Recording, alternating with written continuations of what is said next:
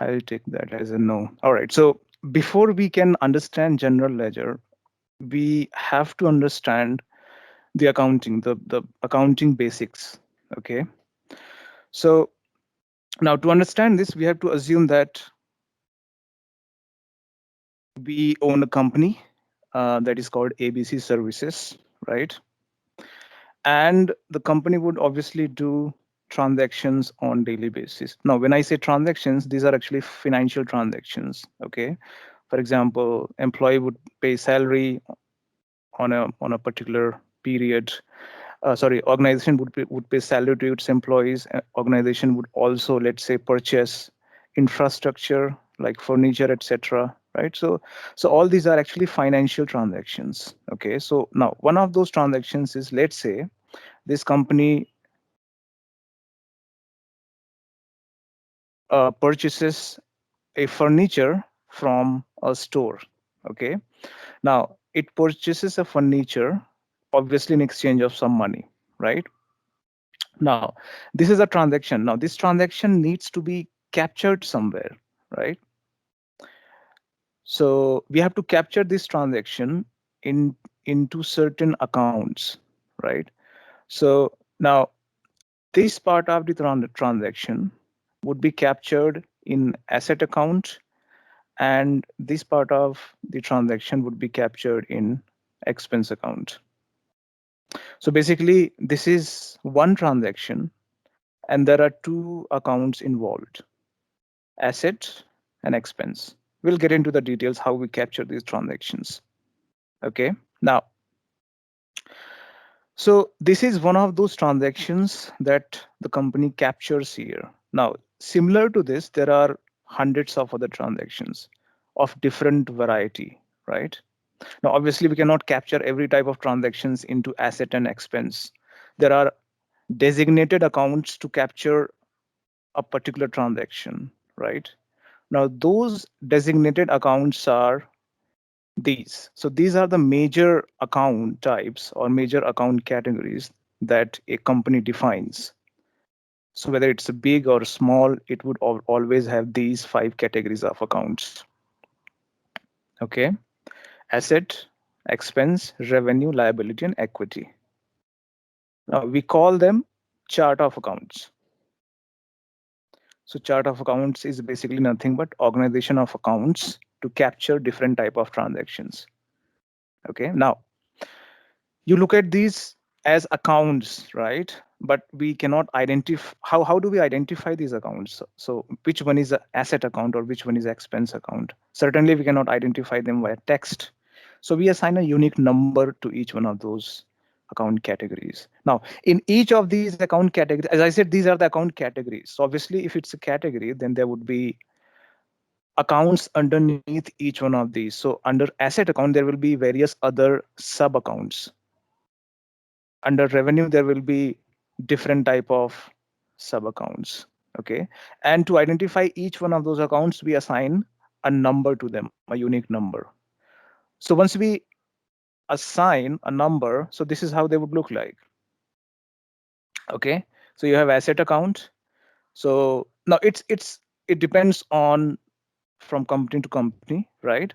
uh, they it is up to them how they organize their chart of accounts, what number they give to a particular account type or account category. So let's say, uh, for simplicity, we have given a series 10,000 to asset account, and under asset account, these are the sub accounts, right? So these can be the asset accounts: cash, account receivable, property, equipment, furniture, right? And to track each one of these, to identify each one of these, sorry, we have given a unique number, and the series matches with its parent account. Okay. Similarly, revenue, equity, liability, and expense, right? So now, why do we have these many accounts? I told you in the beginning that there can be hundreds of transactions, that financial transactions that a company do, right? So now let's say if a company pays salary to its employees, then in which of these accounts that transaction will be captured, correct? And in expense, we have these subcategories or sub accounts: wages, bonuses, allowances, taxes, etc. Okay. Okay, right. So now why we are creating these accounts? Obviously to capture different type of transactions. But the main purpose or the goal is to basically prepare balance sheet and the income statement for a company. So as you know, balance sheets, these are prepared quarterly basis, and income statements, they can be prepared at any given point of time. So the formula for balance sheet is, or the equation for balance sheet is, asset is equal to liability plus equity, and for income statement it is income is equal to revenue minus expenses. Okay. So now we'll not get into balance sheet because that is not in our scope, but we will also look at one another equation, which is accounting equation. Okay. So this is the accounting equation: dividend plus expense plus asset is equal to liability plus equity plus revenue. So the left hand side must always be equal to right hand side. Okay. So if so, any financial transaction that is done by the company, that has to be captured in such a way that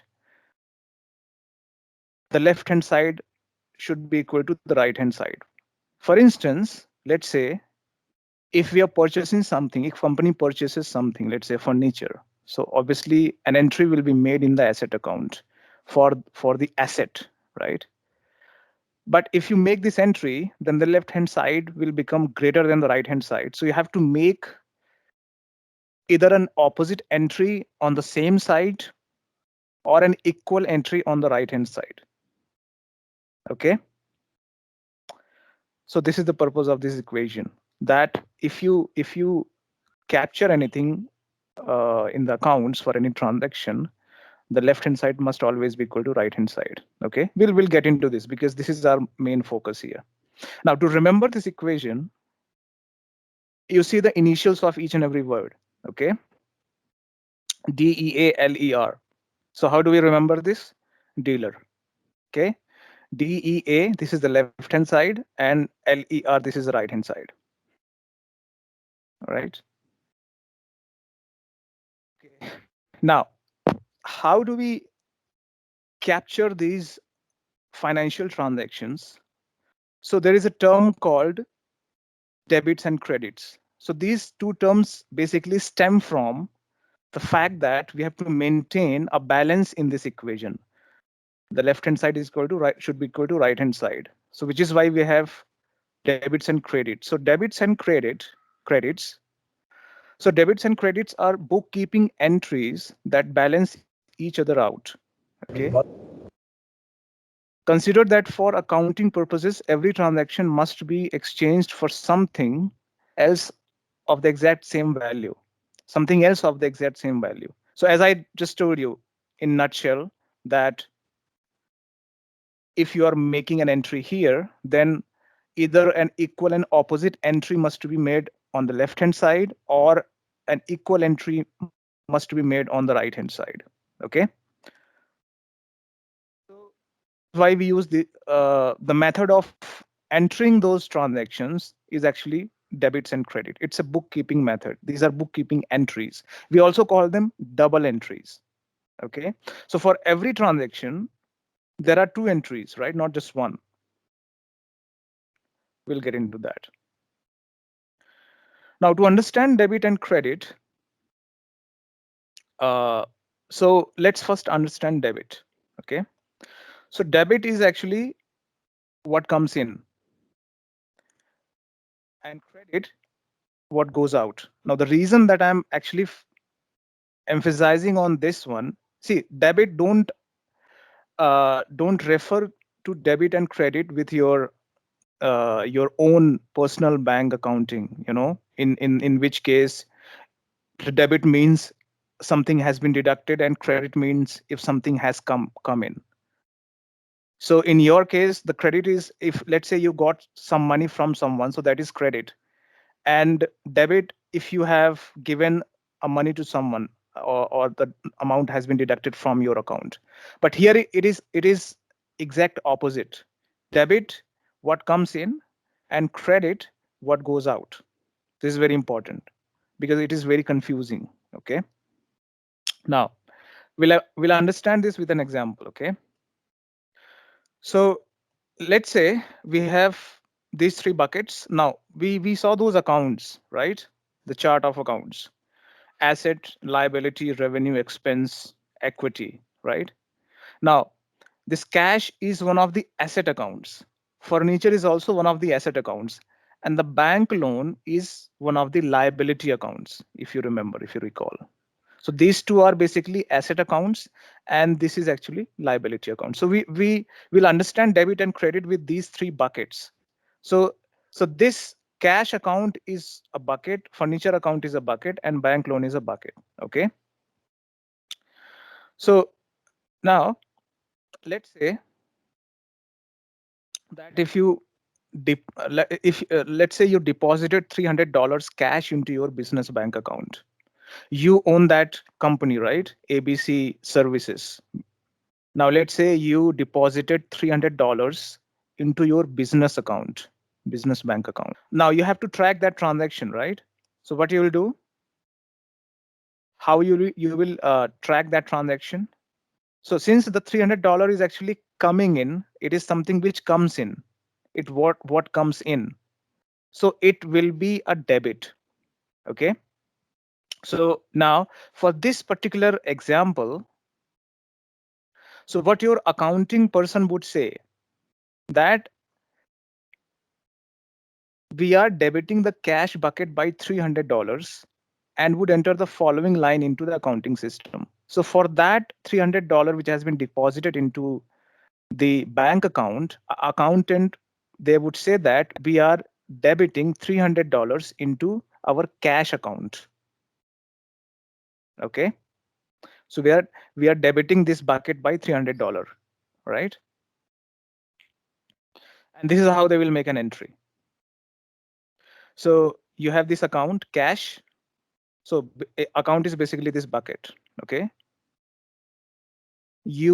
Since you are debiting $300, it's a debit transaction. So which is why you are capturing that under debit category, $300. So here you see the debit transaction is actually increasing this bucket, right? Earlier it was how much? It was less amount, but when you deposited $300, it has become 900. So it is actually increasing. Okay. Now another, sorry. So this is your entry. Now in other terms, you will, when I expand this entry here, so where you are entering this basically.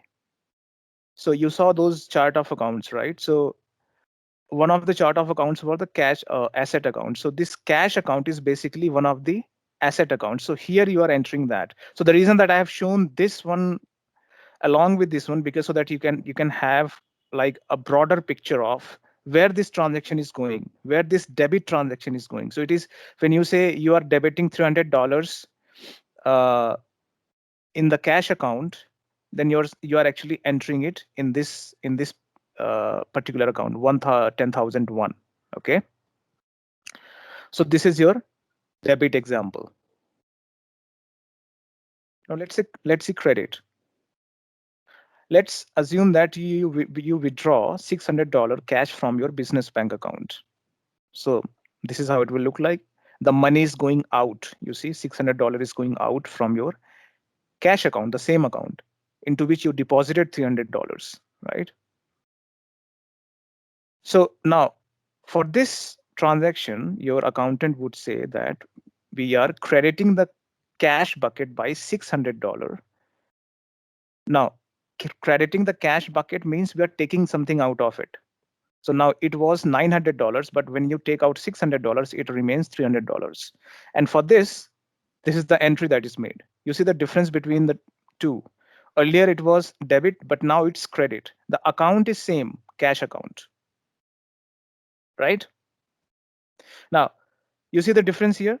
The debit account, when the debit transaction actually increased the cash, but the credit transaction actually decreased the cash. You see, it's opposite from what you generally do, right? In your personal banking. Okay. Now, if you see a broader picture of it where it was entered again in the same cash account, but in the previous instance, previous example, it was actually added to the cash account, but in this example, it was taken out of cash account. So it's credit. Okay. Debit is what comes in and credit is what goes out. Okay.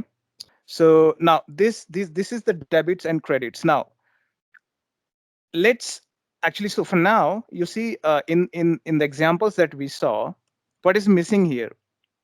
So money, so in our two examples, you see for both the transactions, we made only one entry, but that doesn't happen, right? For each and every transaction, we always make two entries.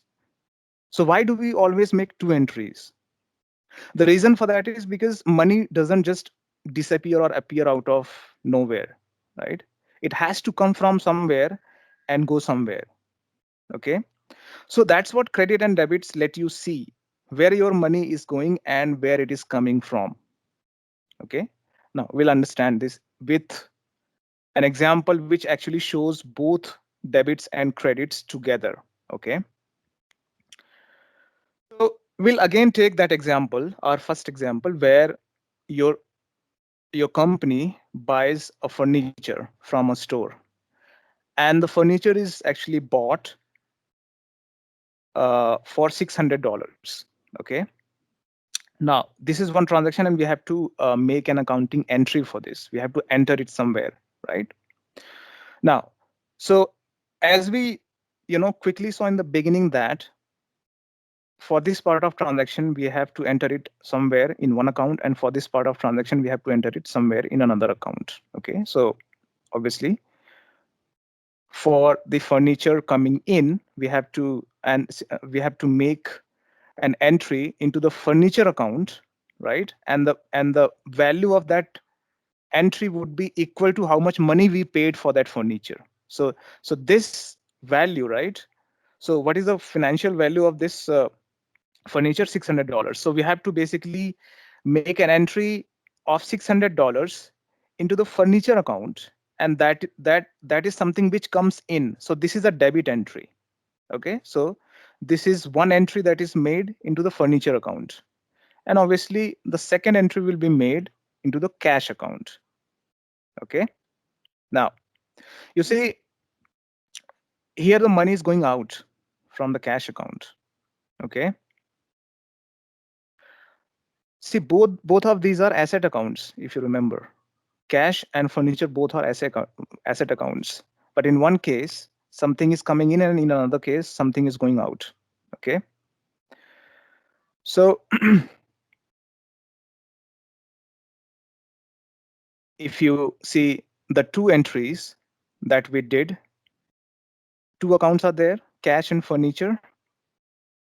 In the furniture we made a debit entry, which is this one, and in the cash account we made a credit entry, which is this one. Okay, so now the reason that I have put in a sign here, it is actually not there. We don't use this sign when we actually make this entry in our systems, because our system always considers whether it's a credit entry or debit entry. Okay, but for your understanding, for the sake of your understanding, I have made this entry here. Okay, now obviously for furniture this is the entry, and for your cash account this is the entry. So you see both of these are asset accounts, right? And the debit is actually uh, so, but why did we make a negative sign? Why did we make a negative entry for the credit account, for the credit transaction? Because your asset accounts, they increase with a debit entry and they decrease with a credit entry. So debit increases the asset account and credit decreases the asset account. Okay.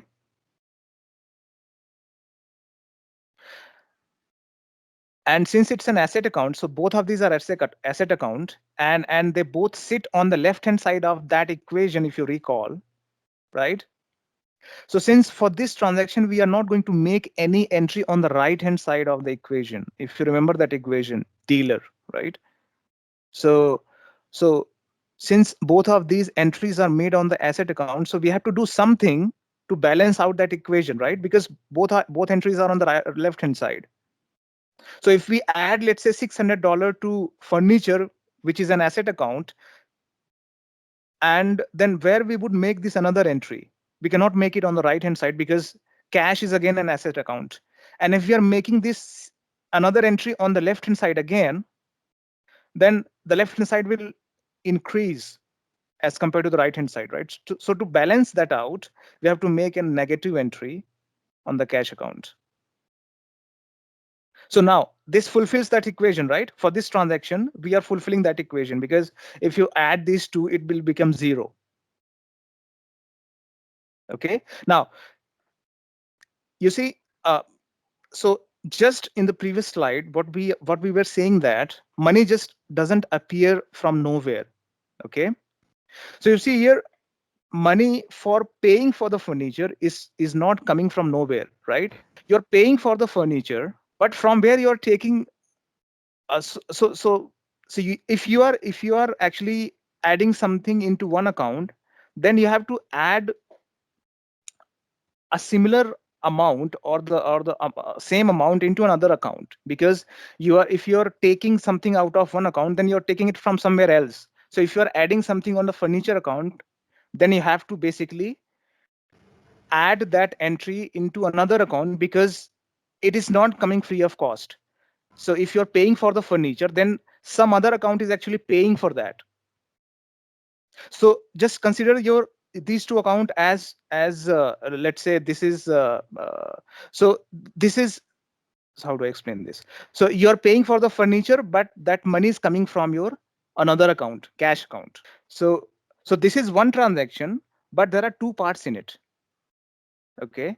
So there are two accounts. There are always two accounts involved in one transaction, because the money actually goes from, or the financial value actually goes from one account to other account. So the financial value into furniture wouldn't come from nowhere. It has to come from somewhere. So let's not talk in terms of the money. Let's talk in terms of financial value or economic value. Okay. So the financial value of this furniture is $600, right? Now, since you are adding this $600 financial value to your furniture account, but it is not coming free of cost. It has to come from another account. So that account from where this financial value is coming is actually cash account. Okay. So some other account is actually paying for your financial value here. Now, the other account which pays for the financial value is actually crediting you, right? Is actually crediting the furniture account. So cash account is actually crediting the furniture account. So let's consider this example. So when you take credit card from your bank, right? So bank is actually crediting you some money, right? So when you do any transaction, that money is actually your credit from the bank. So similar to this, cash account is actually giving a credit to furniture account. Whether credit will be negative depends on which account you are actually making that entry. So if it's the asset account, and if you're saying that you are crediting the asset account, then that will be negative. But whereas if it's a liability account, let's say on the right hand side where you have liability and you have revenue. So if it's a liability account and you're saying that you are actually crediting the liability account, then that will be a positive entry. So now credit and debit, the sign there, minus or the negative or positive, that changes depending upon which account you're talking about. Okay. So if it's an asset account, then that means that credit will be a negative entry, and if it's a liability account, then that means credit will be a positive entry. Now the reason that it is negative here, because so both of these accounts are on the same side, right? They both are asset accounts. Let's say let's say this entry was on the asset account and this entry was one of the liability accounts, which we will see in another example anyway. Let's not confuse ourselves. When we see the other example, that will actually explain things. Okay. So now So this entry here, right, where it categorizes, whether this value is under debit or this value is under credit, and which account these values are actually entered, or these entries are actually made. So this is called journal entry in simple terms. So this individual piece of information, right, for this transaction is called journal entry in accounting terms. Okay. Now, so since both of these accounts are asset accounts, so as you know, so where so so where this will go, actually in this table you have these many accounts. So where this will go, so to which account we will map this. So the furniture will obviously will mapped with furniture, and the cash will be mapped with the cash account. So in asset account category, you have these two accounts where these two entries are made.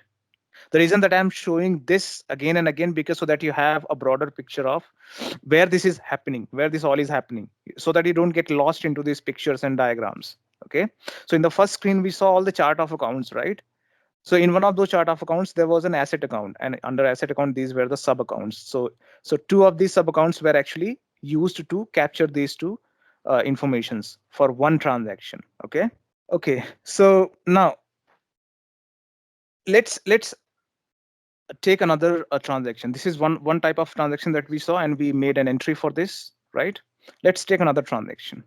Let's say the company takes $1,000 of loan from the bank. Okay. Now we have to capture this transaction, right? And as you know, there will always be two entries for a particular transaction. So on the left hand side, we will add $1,000 to the cash account, and on the right hand side, we will take out, sorry, on the right hand side, we will add $1,000 to the liability account. Now see here, the meaning changes, and it is very, very confusing. Okay.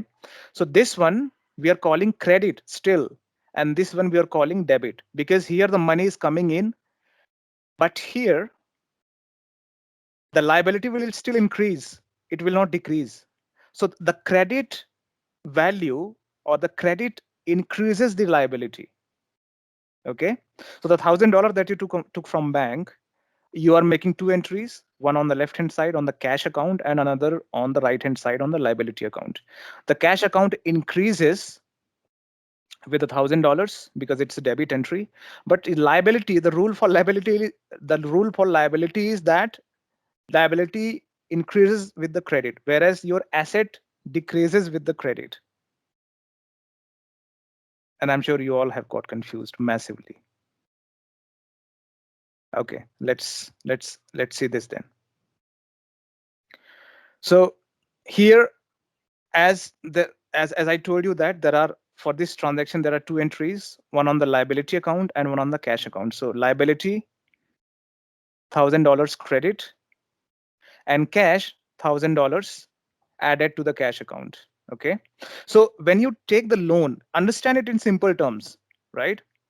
When you take the loan for your business, so obviously when you're taking the loan, that cash will be added to your asset, right? You have increased your asset, but at the same time you have also increased your liability. Liability is something which you owe to someone, right?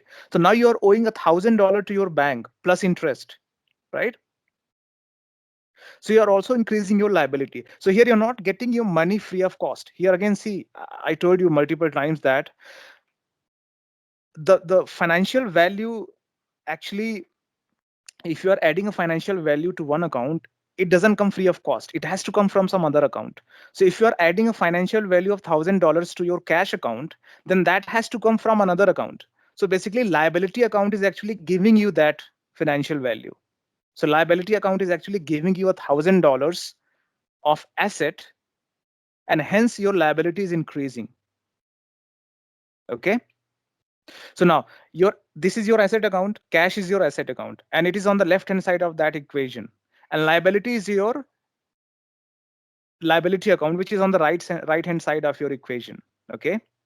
So now if you see, the reason that we don't have minus here, negative here, because one is on the left hand side and one is on the right hand side, right? So left hand side must always be equal to right hand side, right? So if you're adding something on the left hand side, which is $1,000 on the cash account, then equal value should be added on the right hand side, but that cannot be negative, right? If you add it in negative, then it will not balance out the equation, right? Because it is on the opposite side of the equation. Always keep in mind that dealer term, DEALER. So right hand side and left hand side, okay? All right, okay. So this is another general entry for the second transaction that your company has done, right? This is again a general entry, right? Now, if we so for the cash, this is for the cash general entry, and this is for your liability general entry. Now, if you look at it in the broader terms, right? So this transaction will be captured in your asset account, and in the asset you have a cash account, cash sub account, and on the right hand side you have your liability captured in your bank loans sub account. You see, so under liability category you have this subcategory bank loans, but after all these are liability accounts. Okay, so to which particular account this will go, that I'm showing here, so that you get the broader picture where the money, where the transaction is actually being captured in which of these accounts. Okay, so now in your HCM software, actually the HCM software actually defines the accounts which are of expense type, where you're paying wages and salaries to your employees, okay, and paying taxes to the government, income tax, etc. Right? So now for those transactions, you define the credit and debit account in the Workforce Ready. So if you go to Workforce Ready setup environment, for each type of transaction categories, let's say wages, so in the wages you have different type of earnings, and then you have deductions, and then federal taxes, state taxes. So for federal tax, since the federal tax is something which your company also pays to the government, right? So for the company there will be a credit and debit account, so that to maintain the balance of that equation which we saw, so there will always be a credit and debit account. So we define in the software itself. Okay, so now we saw two transactions, right? Now, like this, there are hundreds of transactions that occur on daily basis, weekly basis, or periodically or yearly basis. Okay, so now these transactions are obviously captured in different accounts. So let's say in the asset account we have these many general entries for different type of transactions, and we call it as asset ledger. Okay, so this individual account category, if we are making entries to it, and so these all bunch of entries, they jointly they are called ledger. So this is basically an asset ledger. Similarly, we have expense ledger, okay, where the wages and salaries are paid. Now I haven't shown you this example, I have shown you only two examples, right? This particular example, I haven't shown you this particular example. Okay, I'll explain that to you. So this is your expense ledger, where for the transactions these general entries are made, and similar to this you have a liability ledger. Okay, now all these individual general entries are actually transferred from these individual ledgers to general ledger. So your general ledger is nothing but it's a repository where all these individual ledger entries are transferred to. So this is where it is actually stored over the period of time. Okay, so from asset ledger, it will go to general ledger repository, from liability and from expense, or from all these ledgers, these individual entries will be actually transferred to your general ledger. Now, this is obviously done with the use of processes and jobs. Okay, first a process would basically collate or combine all these individual ledger entries into one file format, that can be anything. If you are basically sending it to a third party system, and then it will be, when once it is sent to the third party system, that third party system basically will import all that file that will contain all these individual ledger entries, and it will store into general ledger account. Okay, now let me explain that to you. Since we are working in a HCM software, right? So I didn't show you one example, which was actually about paying salary. So when we process payroll, then obviously we process payroll to pay salary and wages to the employees, right? So your ABC services, the company which we're talking about, let's say it pays some wages to its employees, and it also pays some taxes to the government. Okay. Now, for that transaction, where we will make the entry. So let's first talk about the wages. So for paying the wages to its employee, since that is also a financial transaction of a certain value, so there will be two entries made in two different accounts.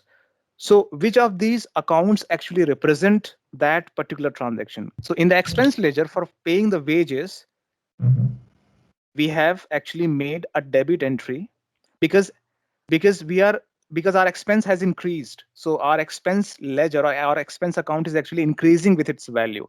So for paying the $1,200 of wages to employees, we have made a debit entry, but there has to be a credit entry also in another account, and where that would be. So that is actually here. Assets. You see this entry.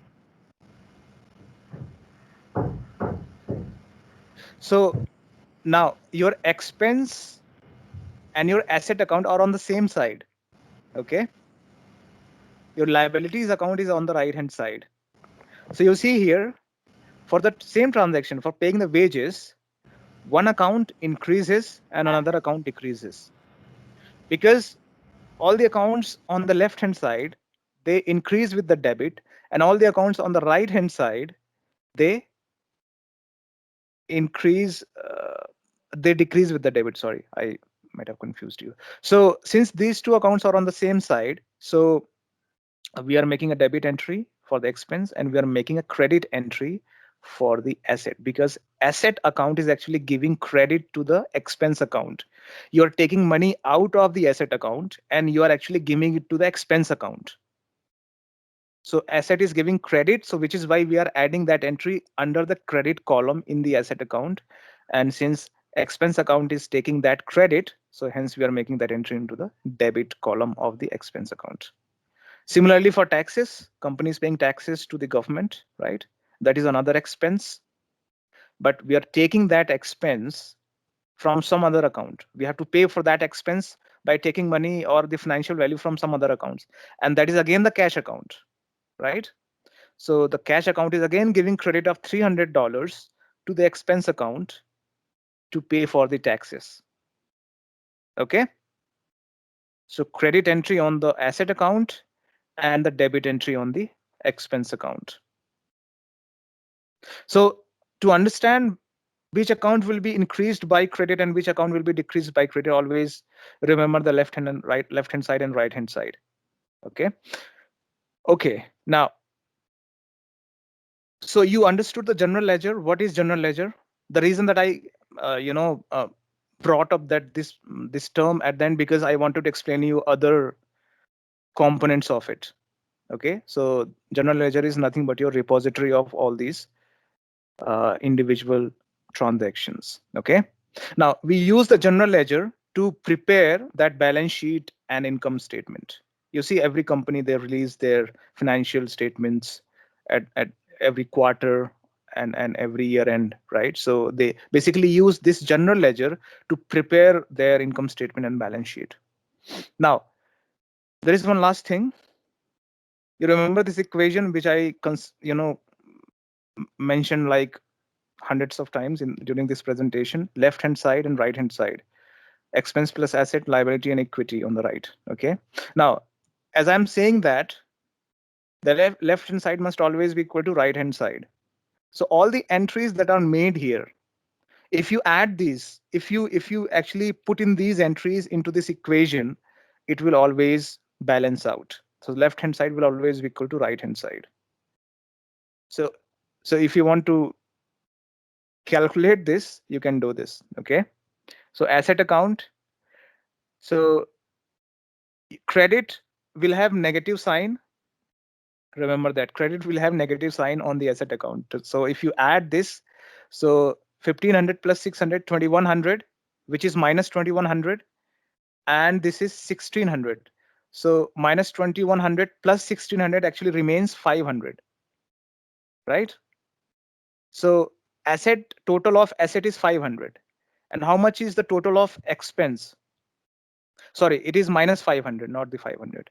And how much is the total for expense? 12 plus 3, 1500, which is plus. So minus 500 plus 1500 is actually $1,000, right? So on the left hand side, you have $1,000, and liability is on the right hand side. You see $1,000 of the liability on the right hand side, which is left hand side is equal to right hand side. So we have basically fulfilled this equation.